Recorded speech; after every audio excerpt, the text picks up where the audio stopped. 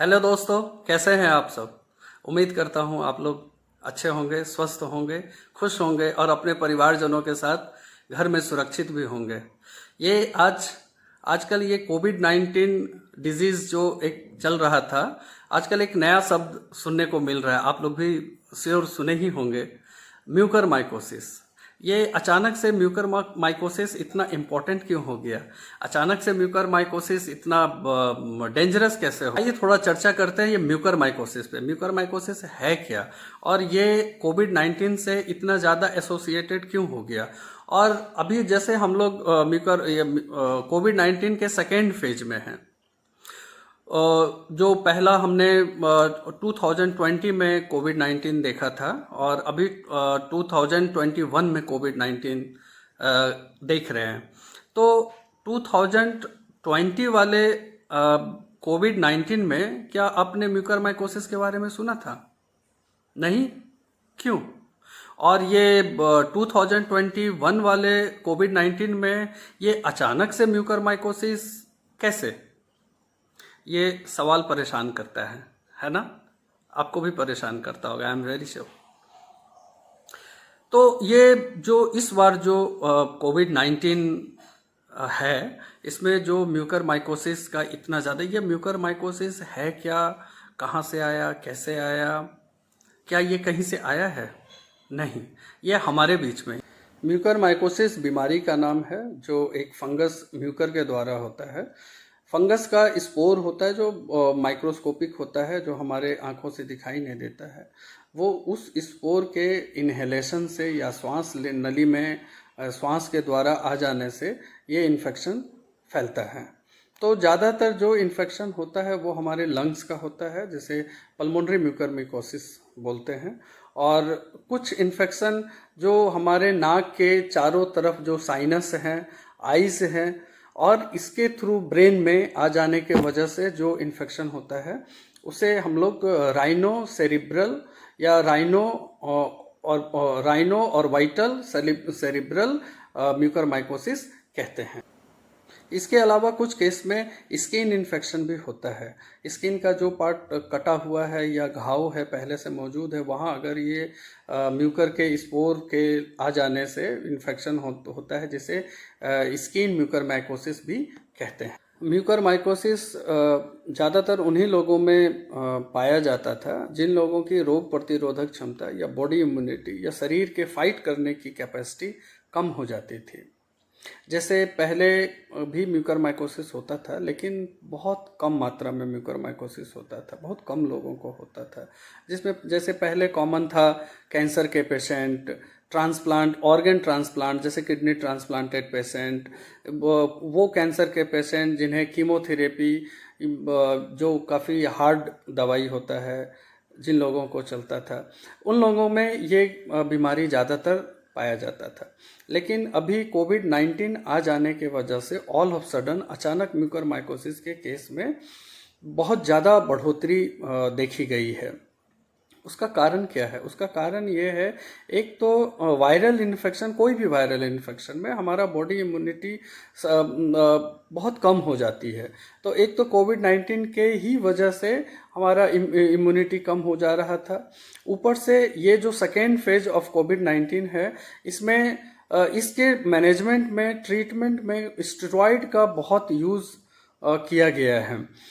दोस्तों, यहाँ ध्यान देने वाली बात यह है कि इस बार का जो कोविड-19 इन्फेक्शन है वो पिछले बार के कोविड-19 इन्फेक्शन से थोड़ा अलग है, क्योंकि इस बार का जो कोविड-19 इन्फेक्शन है ये म्यूटेंट स्ट्रेन के वजह से हुआ, जिसका विरुलेंस या इन्फेक्शन करने की क्षमता काफ़ी ज़्यादा है।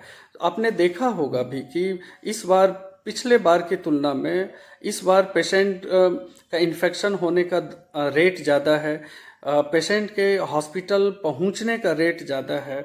जो लोग हॉस्पिटल पहुंच रहे हैं उन लोगों में ऑक्सीजन का रिक्वायरमेंट, उन लोगों में आईसीयू में एडमिट होने का रिक्वायरमेंट, और उन लोगों के वेंटिलेटरी सपोर्ट का रिक्वायरमेंट बहुत ज़्यादा पाया गया है। इन सब के वजह से ऐसे मरीजों में को ठीक करने के लिए, ट्रीट करने के लिए स्टेरॉइड का बहुत ज़्यादा इस्तेमाल किया गया है। और दूसरा जो बहुत अहम कारण है वो है डर। जो लोग कोविड पॉजिटिव आए या जिनका RT-PCR पॉजिटिव आया, उन लोगों में इतना डर इस बार देखा गया है कि ये लोग घर में रह के या होम आइसोलेशन में रहने के बावजूद भी इन्होंने कॉर्टिकोस्टेरॉइड का काफ़ी इस्तेमाल किया है, बिना इफ़ेक्ट और बहुत साइड इफ़ेक्ट को जाने हुए भी घर में रह के भी लोगों ने स्टेरॉइड का इस्तेमाल किया है। इसके वजह से लोगों का बॉडी इम्यूनिटी बहुत कम हो गया और म्यूकरमाइकोसिस इन्फेक्शन के लिए बहुत ज़्यादा प्रीडिस्पोज्ड हो गए। भारत में अमूमन बहुत ज़्यादा डायबिटिक पेशेंट हैं, उसमें हमारे देश में अनकंट्रोल्ड डायबिटीज़ लोगों की संख्या बहुत ज़्यादा है और डायबिटिक पेशेंट की बॉडी इम्यूनिटी, रोग प्रतिरोधक क्षमता कम हो जाती है। तो इस वजह से भी म्यूकरमाइकोसिस का जो इन्फेक्शन होने का जो रेट है वो काफ़ी ज़्यादा देखा गया है। तो यहाँ ध्यान देने वाली बात यह है कि इस बार का जो कोविड-19 इन्फेक्शन है वो पिछले बार के कोविड-19 इन्फेक्शन से थोड़ा अलग है, क्योंकि इस बार का जो कोविड-19 इन्फेक्शन है ये म्यूटेंट स्ट्रेन के वजह से हुआ, जिसका विरुलेंस या इन्फेक्शन करने की क्षमता काफ़ी ज़्यादा है। आपने देखा होगा भी कि इस बार पिछले बार की तुलना में इस बार पेशेंट का इन्फेक्शन होने का रेट ज़्यादा है, पेशेंट के हॉस्पिटल पहुंचने का रेट ज़्यादा है। जो लोग हॉस्पिटल पहुंच रहे हैं उन लोगों में ऑक्सीजन का रिक्वायरमेंट, उन लोगों में ICU में एडमिट होने का रिक्वायरमेंट और उन लोगों के वेंटिलेटरी सपोर्ट का रिक्वायरमेंट बहुत ज़्यादा पाया गया है। इन सब के वजह से ऐसे मरीजों में को ठीक करने के लिए, ट्रीट करने के लिए स्टेरॉइड का बहुत ज़्यादा इस्तेमाल किया गया है। और दूसरा जो बहुत अहम कारण है वो है डर। जो लोग कोविड पॉजिटिव आए या जिनका RT-PCR पॉजिटिव आया, उन लोगों में इतना डर इस बार देखा गया है कि ये लोग घर में रह के या होम आइसोलेशन में रहने के बावजूद भी इन्होंने कॉर्टिकोस्टेरॉइड का काफ़ी इस्तेमाल किया है, बिना इफ़ेक्ट और बहुत साइड इफ़ेक्ट को जाने हुए भी घर में रह के भी लोगों ने स्टेरॉइड का इस्तेमाल किया है।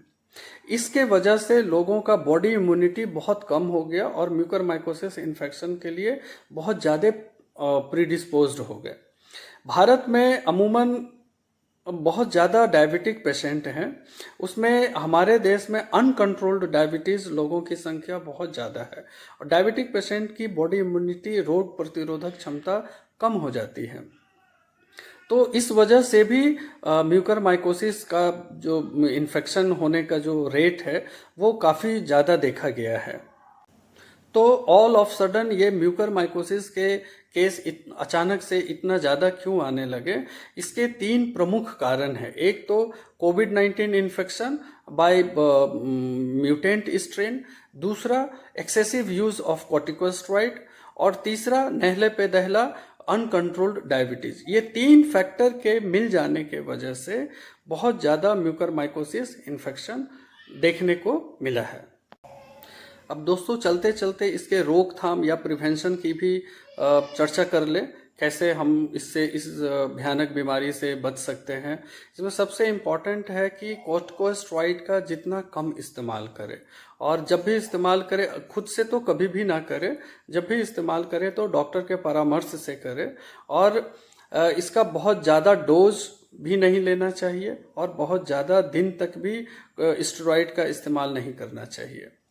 सबसे इम्पॉर्टेंट बात है कि जो कोविड पेशेंट हैं या कोविड से रिकवर हो चुके हैं वो लोग अपना हेल्थ एंड हाइजीन का ख्याल रखें और घर से बाहर ज़्यादा ना निकलें, क्योंकि बाहर निकलने से इन्फेक्शन होने का ज़्यादा चांसेस है और कोविड पेशेंट या कोविड से रिकवर होने के बाद आपकी बॉडी इम्यूनिटी बहुत कम होती है, तो ऐसे लोगों में इन्फेक्शन होने का सबसे ज़्यादा चांस है।